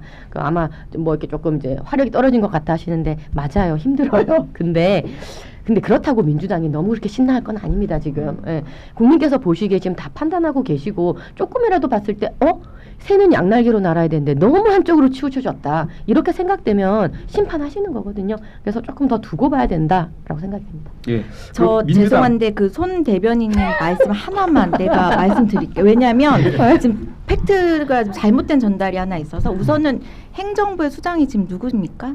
이재명 대통령이에요. 그러면 정원호 청장은 어떤 분이십니까? 예, 공무원이세요. 성동구 구청장이거든요. 행정부 수장이 구청장 신천할 수 있습니다. 근데 그거를 지금 어떤 정쟁에 끌고 오셔갖고 이상한 메시지를 주시는데요.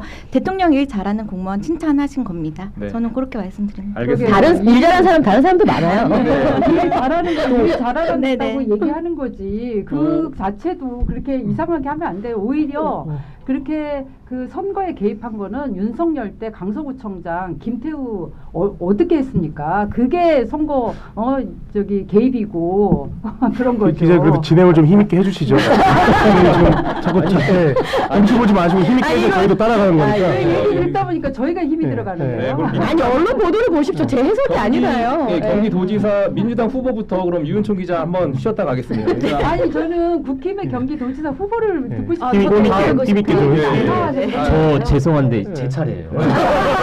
저 얘기하고 싶어요. 저 계속 듣고만 있는데 저도 한번 얘기 좀 하겠습니다. 저도 조사를 해와갖고요. 네. 일단 그 민주당 같은 경우에는 지금 경기도지사 아까 전에 이미 우리 서 대변인이나 그리고 또 임 부의장께서 말씀 주셨듯이 정말 후보가 많았습니다. 이 당내에서 지금 경기도지사 본선거를 보고 이런 얘기를 해요. 본선거보다 이 후보 뽑는 경선이 더 치열할 것 같다. 우리 몸에 상처를 낼 수도 있다. 조심해야 된다라는 얘기가 돌고 있는데요. 이 경기도지사에서는 이제 지금 친명계 중진 그리고 또 스타 정치인들이 대거 도전장을 내밀었습니다. 뭐 앞서서 말씀 주셨듯이 이제 육선 의원이고 법무부 장관 출신인 한안갑의 우리 추미애 의원님 거론됐고요. 실질적으로 지금 당내 강성 지지층이 굉장히 높은 지지를 보내고 있습니다. 만약 이제 경선이 진행된다면은 이 당심을 두고 경기지사와 추 의원님의 이제 충돌이 일어나지 않을까라는 경쟁이 일어나지 않을 거라는 이런 이야기가 나오고 있고요. 또 다른 인사로는 지금 고양을의 한준호 의원입니다. 이재명 당대표 시절 최고위원을 지냈죠. 그리고 또 얼굴이 잘생겼죠 일단. 그래서 여성 유권자들한테 참 인기가 많고요. 그리고 또 젊은 이미지와 이 대중적 인지도 때문에 40대 지지자와 또 의외로 보수 성향의 그 유권자들이 지지를 많이 보내고 있습니다. 한준호 의원 지금 몇 살인지 아시나요 혹시? 우리 여기 계신 우리 기상캐스터들께서.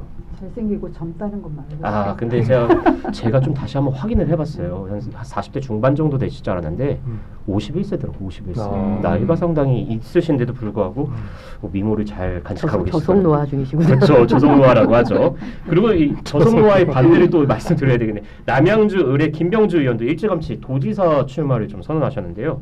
선언까지는 아니고 출마하겠다 이야기를 하신 거죠. 공식적으로 얘기한 건 없고요. 이 사성 장군이고 또 재선 의원으로서 또 이번 비상경 당시 이제 당내에서 중추적인 역할을 했었죠. 또 국방위 소속이 있어요. 상임위가. 그래서 또 안보 전문가라는 걸 내세워서 이 경기 북부의 민심을 좀 잡으려고 이렇게 노력하시는 걸로 보이고요. 이 특이하게 이 기초단체장 중에서도 그 출신 중에서도 좀 먼저 이렇게 경기지사에 출마하겠다라고 얘기하신 분이 있어요. 바로 그 양기대 전 의원입니다. 지난 18일 날이었죠. 여야 통틀어서 가장 먼저 경기지사 출마를 공식 선언했습니다. 이 밖에도 뭐 이현주 의원 워낙 뭐 계속 하마평에 오리를 쓰는 분이고 또 경기도의 의장 출신이 강득구 의원, 권칠승 의원 뭐 이런 경기도의 지역구를 둔 현역 의원들이 연이어서 후보군으로 거론되고 있는 상황인 걸로 나타났습니다. 저기 야권도 있잖아요. 야권도 한번 소개해 주시죠. 야권이요? 예. 없습니다. 말 이런 거 아니죠. 야권은 준비 안 하셨나요? 아 너무해요. 예. 우리 민주당에서는 이렇게 훌륭한 후보들이 많이 나오고 계시잖아요. 근데 국민의힘에선 전투력을 좀 상실하신 것 같은데 저 궁금해서요. 네. 국민의힘의 후보님들은 어떤 그 분들이 얘기는 소개 좀 해주세요. 진짜 궁금해서 그래요. 저도 지금 지역구, 네. 지역구는 아니죠. 제가 당협위원장은 아니기 때문에 이제 사는 곳이 경기도이다 보니까 조금 이렇게 얘기를 많이 듣는데 너무 속상해요. 우리 그런 분안 이게 사실 지난 선거 때 0.15%로 졌어요. 김은혜 지사 후보님이. 그래서 참 이제 안타까웠는데 지금 우리 국민의힘이 경기도에 계신 의원님이 6분 계시거든요. 김용태 의원, 김성원 의원, 송석준 의원, 김성교 의원님, 김은혜 의원님, 안철수 의원님 이렇게 6분이신데 아무도 안 나가신다는 거예요. 아니 안철수 의원 같은 분은 그러니까 항상 네. 는 하지만 꼭 나오시잖아요. 그래서 좀 한 분이라도 좀 나오셔서 이렇게 조금 깃발을 잡아주시면 참 좋겠는데 안타깝게 아직은 아무도 말씀을 안 주시는데요. 뭐 원내든 원외든 어떻게든지 좀 누가 나오셔가지고 좀 이렇게 힘을 좀 모아주시면 얼마든지 좀 응원을 드릴 텐데 사실 안타깝습니다. 네. 잠깐만요. 유은총 기자가 하나 더 준비한 게 있다 그러는데요. 네. 그 앞서 얘기한 후보군들의 그 어떤 적합도 여론조사 결과가 있다고 하는데 오. 그거 한번 들어보시죠. 네. 안 그래도 이게 여당만 있는 게 아니고 야당도 같이 섞여 있어서 제가 이걸 꺼낼까 말까 하다가 이제 꺼내게 됐는데요. 이 경기일보라고 이제 지역지에서 나온 결과인데요. 지난달 29일하고 30일 사이에 경기도에 거주하는 18세 이상 1000명을 대상으로 이 설문조사를 했습니다. 지난 4일날 발표한 내용이고요. 여론조사에 따르면 경기도지사 후보 적합도에서 이 김동연 지사가 20.2%가 나왔고요. 1위를 차지했고요. 그 뒤 이어서 추미애 민주당 의원이 13.2%로 2위를 차지했습니다. 저는 사실 1, 2위는 그동안 이야기가 계속 많이 나왔으니까 그렇다 하겠지만 이 3위에 좀 의외의 인물이 나와 계셔서 좀 이걸 좀 소개하고 싶어서 이렇게 말씀드렸거든요. 한동훈 전 국민의힘 대표가 10.7%로 3위를 차지했습니다. 사실 뭐 민주당 후보로만 범위를 좁혀서 본다면은 김 지사한테는 우위가 있는 거죠. 한 35% 정도 되는 거니까. 근데 이 한동훈 전 국민의힘 대표가 등장했다는 거에 대해서 좀 국민의힘에서는 좀 어떻게 보시는지도 좀 궁금하거든요. 그 부분에 대해서 좀 우리 누구 한 말씀 해주시죠. 문 대변인 한번 말씀 주시면 좋을 것 같습니다. 예, 짧게 말씀드리면 이게 약간 제가 평소에 좀 믿고 있는 지론이 이제 정치에는 사실 뿌리가 있어야 되잖아요. 근데 지금 한동훈 전 대표 같은 경우는 여조에 어떤 나오는 걸 보면은 뿌리가 없어요. 그러니까 말씀하신 경기도지사 여조에도 포함이 되고 막 서울시장 여조에도 포함이 돼서 사람들이 이분은 그럼 어디서 뿌리를 두고 정치를 하느냐. 근데 답은 뿌리가 없다. 실제로 정치 경력이 짧잖아요. 그리고 실제 이 한동훈이라는 이 정치인이 지금 소비되는 구조가 뭐냐면 약간 이렇게 좀 우리 이런 시사 방송에서 얘기하는 어떤 그런 어젠다로 많이 소비가 돼요. 그러다 보니까 서울시장도 어떻게 보면은 그분이 서울 출신이고 그 강남 키즈인데 압구정고 나왔는데 굳이 따지면 강남구청장이나 서울시장이 맞잖아요. 근데 경기도지사 나오는 것도 그냥 기본적인 어떤 그 유명세가 있다 보니까 지역지나 언론에서 한번 넣어보는 거죠. 여조를 돌린다는 거예요. 그래서 이제 숫자가 좀 나오면 왜냐면 그래도 직전 대표를 했기 때문에 분명히 어느 정도 퍼센티지가 나올 거예요. 그러니까 그런 차원에서 저는 약간 언론들의 어떤 그냥 자체적인 용도를 위해서 여조에 포함된다. 저는 그런 분석을 하거든요. 그래서 실제로 한동훈 전 대표의 정치 최근에 이런 하는 행위를 봐도 뭐 특정 지역 뭐 이런 건 없잖아요. 예, 뭐 토크 콘서트를 한다든지 원래 본인과 좀 뜻을 같이 했던 의원들과 뭐 어떤 공연을 보러 간다든지 이런 행위를 하고 있기 때문에 광역단체장 선거에 저는 한동훈 전 대표가 나올 확률은 굉장히 낮다. 그리고 지금 당내 그럴 여력이 전혀 없다. 최소한의 기반도 없는 상황이거든요. 그렇기 때문에 너무 그렇게 진지하게 안 받아들여도 된다. 저는 그렇게 생각합니다.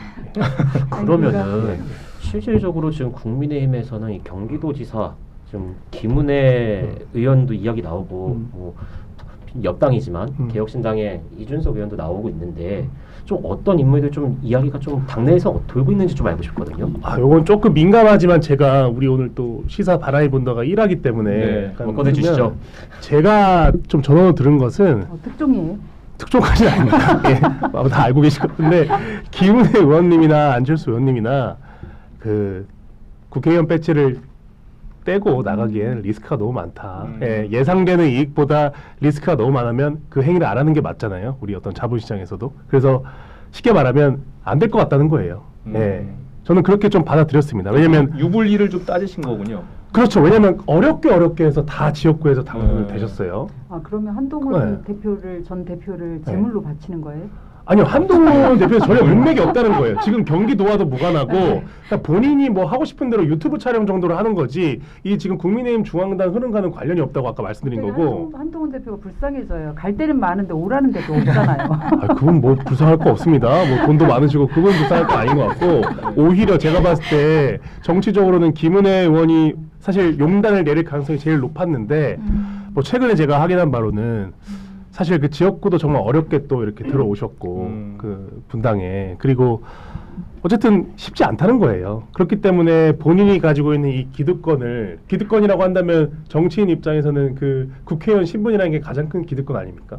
근데 그것을 내려놓기에 쉽지 않다. 이게 다 그렇게 얘기하시더라고요. 그래서 제가 이제 최근에 가장 업데이트된 정보는 안철수, 김은혜는 아니고 제3, 제4의 인물이 될 수 있는데 혹시 유승민 전 유승민은 너무 내부 반발이 클 것이다. 이건 뭐 다 알고 있는 내용이고. 본인은 네. 정치를 왜 하는가라는 이런 강연을 하면서 이미 행보를 시작하신 것 아니, 같아요. 그건 개인적인 행보겠지만 어쨌든 지금 새로운 어떤 대안을 좀 중앙당 차원에서 마련하고 있다 정도까지는 제가 외부 영입 가능성도 있는 거고.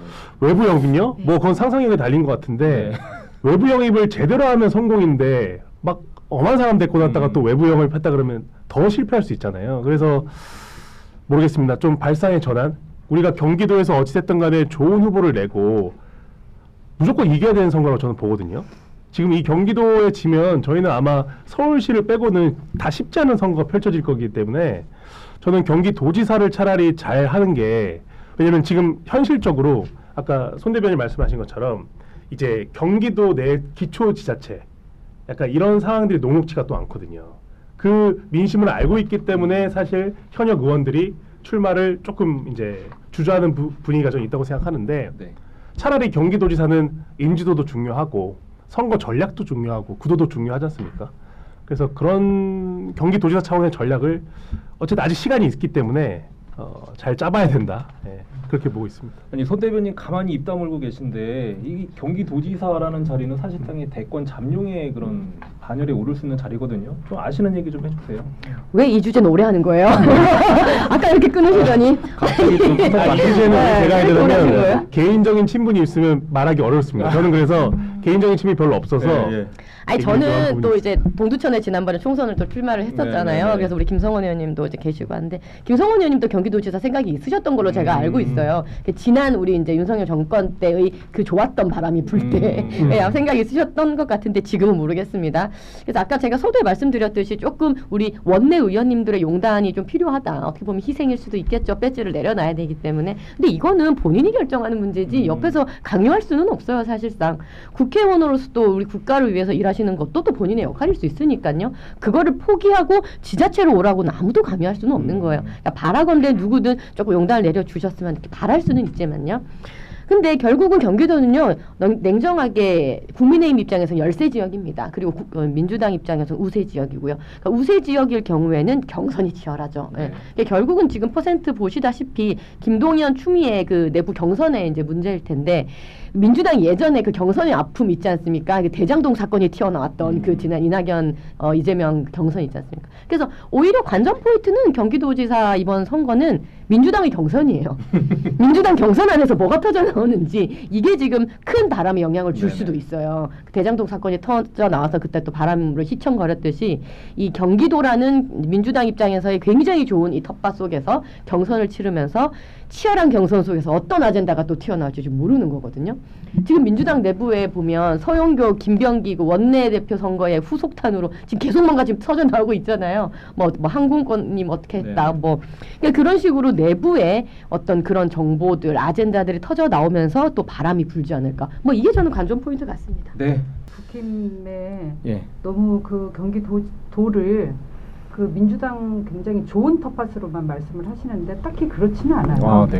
왜냐하면 경기라는 데가 굉장히 넓잖아요. 서울이 계란 노른자라고 한다면 흰자가 다 경기도잖아요. 가장 넓고 인구수도 가장 많고, 그리고 과거에 손학규, 남경필, 김문수 이런 분들이 다 경기도지사를 하셨거든요. 그리고 이게 이제 서울 아파트값이 비싸다 보니까 경기도로 이제 가면서 또 화성 동탄 이준석 그 대표가 당선되기도 하고, 그래서 굉장히 보수화가 이제 경기도로 되기 때문에 쉽지가 않아요. 남부와 북부 싸움. 북부 같은 경우는 뭐 지난 그 물론 윤석열 정부 탄생 이후에 지방선거를 치렀기 때문에 지자체장들이 다 그때 많이 당선되고 22곳이 31개 지자체 중에 22곳이 당선이 됐잖아요. 그 정도로 쉽지가 않은 선거예요. 근데 너무 미리부터 전열이 상실돼가지고 그렇게 된 것 같아서 사실은 근데 저는 한동훈 대표 같은 경우 팬덤이 있잖아요. 정말 이 국힘에 팬덤이 있는 정치인이 많지 않은데 그 정도 뭐 며칠 전에 고양시에서 이 출판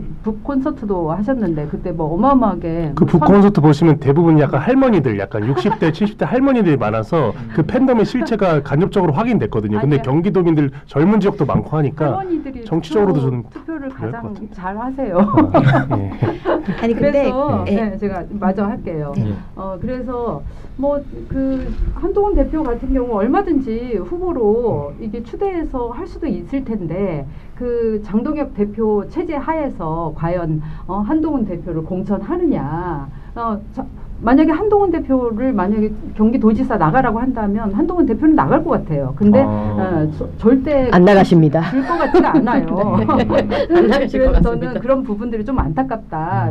다시 전열을 좀 정비하셔가지고 오히려 이게 정치라는 게 사실은 양 날개로 날아야 건강한 이 정치 지형도 되고 정치 문화도 되기 때문에 그런 면에서 좀 해줬으면 좋겠다는 생각이 들고요. 아까 새로운 후보? 네, 민주당 후보가 만약에 바뀐다면 벌써부터 바뀐다는 전제하에 그러면 아, 김동연 제가, 예. 도지사님 굉장히 서운해하실 것 같은데.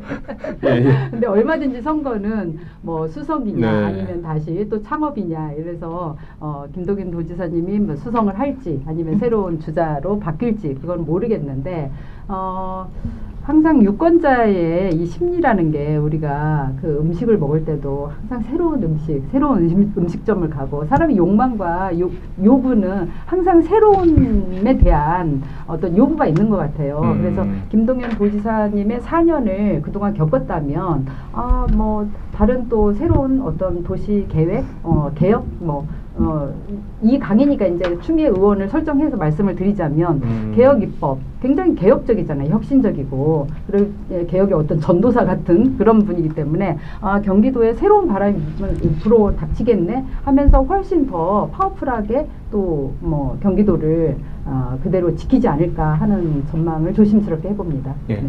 제가 그래서 역대 경기도지사를 한번 쭉 봤는데요. 이인재, 임창열, 손학규, 김문수, 남경필, 이재명, 김동연까지 이렇게 8분이었는데 4대 4였어요. 구도가 4대 4였거든요. 그래서 이번 지방선거에서는 과연 어떤 인물론을 앞설 것인가 아니면은 지역 현안을 좀 해결할 수 있는 적임자를 뽑을 것인가 그게 좀 중요해 보이거든요. 이번에는 손수저 대변인 먼저 말씀해 주시죠. 지난 지방선거 결과를 보면 교차 투표가 많았다는 것이 하나의 특이점이었습니다. 그러니까 예전 같으면 이렇게 쭈르르 이렇게 내려 찍는다 그러죠. 그런 이제 성향이 많았었는데 지난 지방선거 때 특이했던 것이 이제 당은 예를 들어서 국민의힘이지만 사람은 일 잘하는 뭐 민주당 찍겠다. 당은 민주당이지만 일 잘하는 국민의힘 사람 찍겠다라는 교차 투표가 많았던 선거였어요. 그래서 이제는 많은 유권자분들께서 조금 이제 공약이나 이런 것들도 보시고 진짜 일 잘하는 사람 보시고 한다고 저는 생각을 하거든요. 그래서 물론 중앙 바람도 중요하죠. 네. 중앙 바람도 중요한데 지역에서는 우리 지역 일꾼을 뽑는 게 좀 더 큰 것 같아요. 그래서 지금 국민의힘 입장에서도 이 정책 드라이브를 이제 지방선거를 앞두고 더 많이 건다라는 이제 기조를 가져갑니다. 지금 지난 11호 부동산 대책 같은 경우가 굉장히 우리 민심을 흔드는 바람이 불게 하는 정책 중에 하나였는데요. 특히 경기도 지역도 지금 보면 투기 과열 지역을 묶어버려가지고 처음으로 경기도 지역이 지금 다 묶여버렸어요. 뭐 과천, 광명, 성남, 수원, 안양, 용인, 의왕, 하남까지 해가지고 다 묶였지 않습니까? 이 부동산 대책이라는 것이 정말 우리 민심의 바로미터를 볼 수 있는 정책이거든요.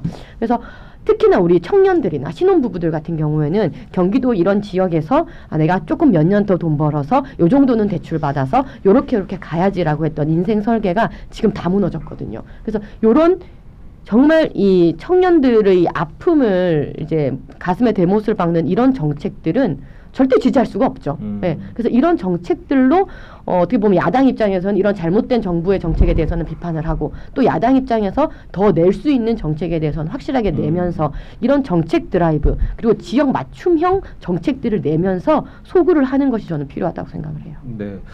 그럼 서혜진 대변인님은 인물인가요? 아니면 정책일까요? 아니요, 저도 인물보다는 네. 지금 중앙의 정책들이 좀 크게 작용할 거라고 음. 생각합니다. 말씀하신 것처럼 부동산 대책은 항상 이 선거를 앞두고 굉장히 지금 민주당에서는 좀 아킬레스건이었거든요. 그래서 이번에 11호 부동산 대책도 지금 조금 더 상황은 지켜봐야 되지만 분위기는 사실은 좋지는 않습니다. 그렇죠. 예, 특히 저희 안양 같은 경우도 토어제에 묶여버렸거든요. 갑자기. 그러다 보니까 이제 이런 풍선 효과들이 계속 경기도권으로 계속 내려가고 있는 부분에서 조금 앞으로 부동산 정책을 잡아야만 내년 지방선거에서 민주당이 좀 압승할 수 있다라는 부분도 저희가 항상 생각하고 있고요. 그리고 말씀하신 청년에 대한 어떤 정책이라든지 여러 가지 민생 정책 그리고 이제 경제나 뭐 환율 이런 부분까지 좀 다 저희가 꼼꼼하게 들여다보면서 잡아야지 그런 부분이 안 되면 저희 내년 지방선거 민주당도 위험합니다. 예, 항상 그 마음을 가지고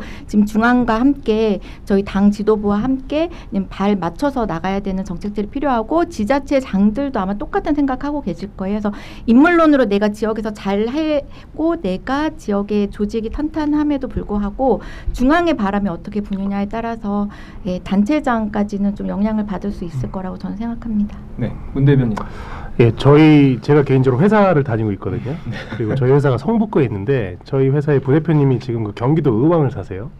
근데 이제 얼마 전에 이제 부대표로 취임하셔서 이제 좀 회사 가까워야 되니까 서울로 이사를 오려고 하는데 경기도 의왕이 이제 토호제로 지정이 되면 집이 안 팔려요. 그러니까 그러면서 바로 이제 이 정부를 비판하더라고요. 굉장히 자연스러운 전개죠. 그러니까 집을 나는 투기를 하는 것도 아니고 경기도 의왕이 무슨 투기 지역입니까? 우리 그냥 기본 국민들 상식으로. 근데 이해할 수 없는 이런 부동산 정책이 이미 이제 실제 국민들한테 피해가 늘고 있다. 이런 것들은 어떻게 보면 시발점이 될 수 있습니다. 그러니까 이 정부가 뭘 알고 정책을 집행하느냐. 부동산 시장의 어떤 그 시황을 잘 분석해서 정교하게 설계된 정책을 내놓는 것인지 아니면 그냥 집값 오르면은 지지율 떨어지니까 무식하게 그냥 다 막아버린 건지. 저는 이런 판단은 경기도민 그리고 대부분의 서울 시민들이 할 것이라고 보고 있고 지금 이런 건 있습니다. 그러니까 우리가 일반적으로 서울의 문제라고 여겨왔던 것들 있잖아요. 뭐 각 지방에서 이제 사회생활을 하기 위해서 초년생들이 오는 곳이 서울이었고 그러다 보니까 공급보다 수요가 많으니까 이 주택에 대한 뭐 월세가 조금 비싸고 또 서울은 특징이 이 오피스 권역별로 상권별로 약간 그 역세권이라든지 아니면 강화문, 여의도, 강남 이런 데는 되게 또 오피스텔 월세도 비쌉니다. 그게 그렇게 된 지 한 15년 됐어요. 근데 이런 이 주거비의 어떤 부담 증가가 이제 경기도권까지 번지고 있다. 이 문제는 사실 대한민국의 심각한 또 어떤 주거 불균형의 시작이거든요. 저는 이런 것들에 대한 어떤 뭐랄까 분위기가 조금 조성되고 있는 것 같아요. 정말로 막 강남은 너무 많이 오르고 막 계속 신고가 나오고 10월 15일 이후에 계속 신고가 나오고 있는 거 아시죠? 네, 그래서 어차피 강남 상구의 집값에 따라서 일종의 부동산 집값은 계급화되어 있기 때문에 경기도의 주요 지역들도 어떤 식으로든 그 비율에 맞춰서 눈높이긴 할 거거든요. 그렇기 때문에 이런 상황을 받아들이고 있는 경기도민들은 뭔가 조금 상식적인 정책할 수 있는 정책 전문가 또 정치랑 조금 한 발 멀더라도 내 생활, 나의 어떤 지갑에 도움이 되는 정치인을 원할 수도 있을 것 같다. 저는 그런 생각을 좀 해봤습니다. 네. 그럼 유 기자 이번 경기도지사 선거에서는 민심을 얻기 위해서는 어떤 정책을 좀 이렇게 건드려야 되나? 지금 네 분께서는 말씀해 주신 게 청년, 주거 이런 얘기 하셨거든요. 근데 유 기자만의 시선으로 또 뭔가 좀 바라본 게 있다면요. 사실 저도 지금 말씀드리고자 하는 게 사실 청년 그리고 또 균형 개발 이런 부분 다 연결된 건데 사실 이게 경기도라는 지역이 너무 넓기 때문에 좀 나눠서 좀 볼 필요도 있어요. 왜냐하면 경기도지사가 사실 도정을 하는 입장이기 때문에 사실 뭐 토호제나 이런 거는 중앙정부에서 진행하기 때문에 어떻게 도지사의 권한 밖의 일이거든요. 그래서 제가 봤을 때에는 이 수십 년째 사실 경기도지사들 그 수건 과제라고 해야 될까요? 그 경기 분도 아시죠? 다들 이 경기가 남부와 북부로 나눠지는 건데 이 사실 경기 북부에 10개 도시가 있습니다. 뭐 고양 특례시도 있고 파주시도 있고 남양주시도 있고 의정부시도 있는데 사실 이런 큰 도시만 있는 것은 아닙니다. 우리 또 손수저 대변인도 잘 아시다시피 연천, 가평, 포천, 동두천 같은 데는 이 접경 지역이기 때문에 이 개발 제한이 묶여 있어요. 그래서 낙후 지역이 좀 상당히 많습니다. 그러니까 버려진 땅이라고 해야 될까요? 군부대로 쓰다가 이제 이용을 못하는 땅들도 많고요. 또 이게 심해져서 인구 소멸까지 가는 경우가 많더라고요. 사실상 이 경기 북부 지역의 균형 개발과 이 접경 지역의 그 발전을 위해서라도 이 분도가 필요하다는 이 열쇠로 이 분도가 이야기가 나오고 있는데요.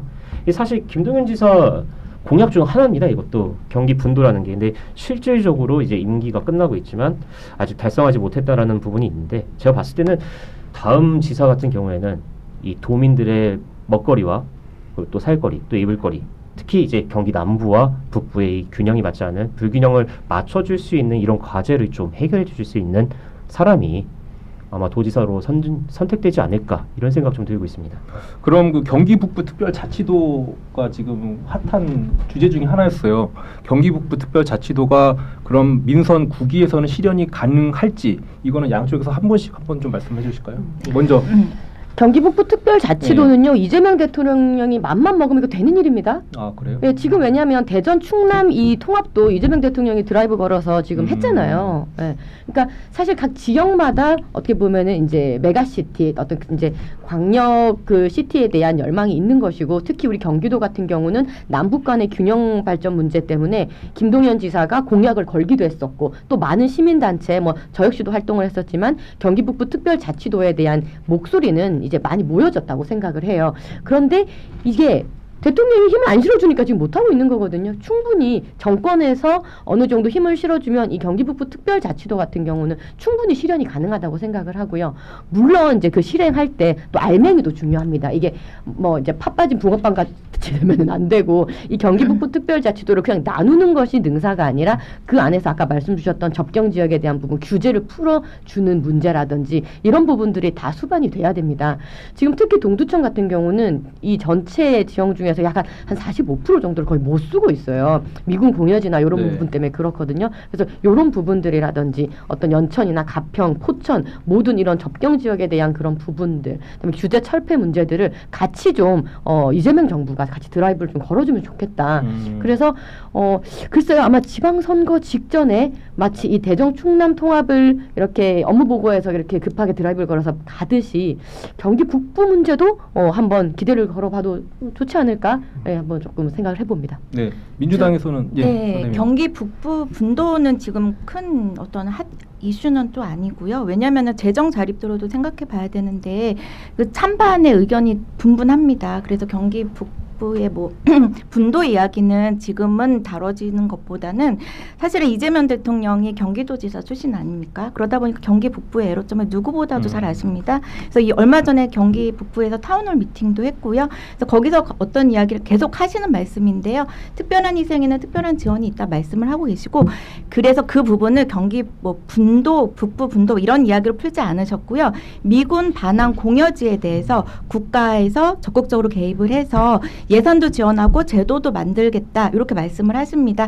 그래서 이제 경기 북부가 기회의 땅이 될 수 있는 중앙정부 차원에서의 어떤 아주 파격적인 지원들을 지금 구상을 한 거를 내놓고 있어요. 뭐 예를 들어서 뭐 미군 반항 공여지 같은 경우는 지금 기존에는 이제 민간에 위탁을 하거나 민간에 판매를 매각되거나 이렇게 진행을 했던 건데, 지금은 국가에서 그거를 장기 임대로 미군에서 돌려받아서 그 지자체에다가 장기 임대 뭐 막 100년씩 장기 임대를 통하고, 그래서 개발할 수 있도록 제도도 만들고 지원도 하겠다 이런 약속들을 하고 계셔갖고요. 그런 부분에서 중앙에서 하고 있는 부분이 이제 경기 북부도의 북부 도민들의 어떤 소외된 마음을 좀 조금은 어루만져주고 계시다라고 말씀을 드리고, 아까 그리고 상수도 규제라든지 북부에 대한 규제도 사실 많은 부분이 있긴 합니다. 그것도 이제 대통령님이 모르는 내용이 아니기 때문에 하나씩 풀어가고 있는 부분이기 때문에 그건 중앙에서 좀 다뤄지고 있고, 앞으로 이번 지방선거가 끝나고 na면은 또 이제 여러 가지 풀어갈 수 있는 부분이 있을 거라 생각합니다. 예. 여기에 조금만 더 추가를 할게요. 아, 그러실까요? 이거는, 예. 이거는 국회에서 법안이 일단 통과가 돼야 돼요. 그렇죠. 예, 경기 북부 특별자치도 설치 특별법, 이거를 이 법안을 박정우 의원이 내셨어요. 근데 박정우 의원 지역구가 그야말로 파주예요. 파주, 예. 파주다 보니까 박정우 의원님 지역 자체가 이미 다 접경 지역이라서 이게 다 규제에 묶여 있어가지고 지역 개발이 안 되는 거예요. 그리고 기본적으로 이게 지역 균형 발전이 돼야 되잖아요. 그러니까 경기도 내에서도 균형 발전이 반드시 필요한 거죠. 근데 이제 대통령님이 이 분도에 대해서 아직 입장을 아직까지는 밝히지는 않으셨는데 뭐 이게 국정에 항상 우선순위가 있는 거니까 대전 충남 먼저 통합 문제부터 하실지 일단 그거는 이미 띄었으니까 금세될 것 같아요. 근데 경기 이게 북부 특별자치도에 대해서는 어떻게 하실지 그 부분은 이게 뭐 지금 이슈가 나오는 게 아니라 지난 지방선거 때도 이슈가 돼서 토론을 했는데 사실은 이게 굉장히 큰 거잖아요. 결론이 안 났죠. 네, 결론이 안 예. 났기 때문에 그래서 이 부분은 좀 논의가 필요할 것 같고 이슈로 떠오를 것 같고 그러면 그때 이제 뭔가 미물이 저를 좋아해요. 그래서 그런 상태일 것 같아요. 예, 알겠습니다. 네, 6개월 앞으로 다가온 지방선거의 향방을 예측해보는 OBS 바람이 분다. 오늘 바람의 흐름은 여기까지 짚어보겠습니다. 오늘 수고하셨습니다. 감사합니다.